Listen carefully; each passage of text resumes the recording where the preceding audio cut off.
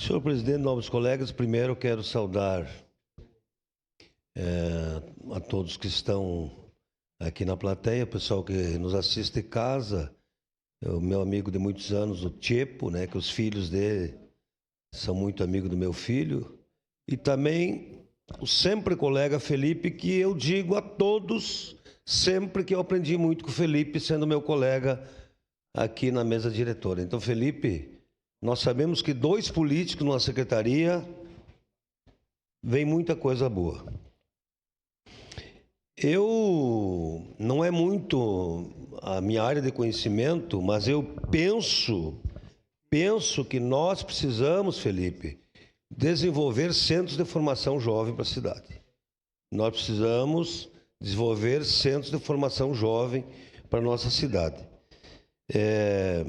O emprego dá dignidade, o emprego dá segurança para a família, o emprego dá alegria, dá muitas coisas boas. O Me plano... permite uma parte, vereador. Em declaração de votos não tem a parte. Ah, bom. Desculpa, tá, querido?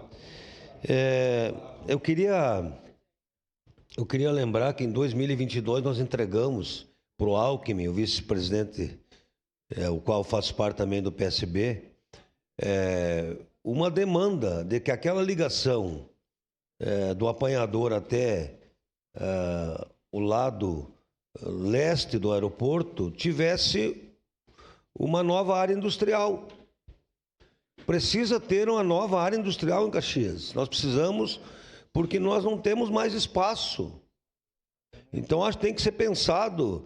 Vem obras do governo do estado para acesso de Fernanda Souza, vem muita coisa boa. Mas ali é um local onde precisa o município se preocupar e termos uma nova área industrial. E o plano diretor também está vindo aí, nós teremos várias ações para discutir e a participação de todos faz uma cidade sempre mais pujante.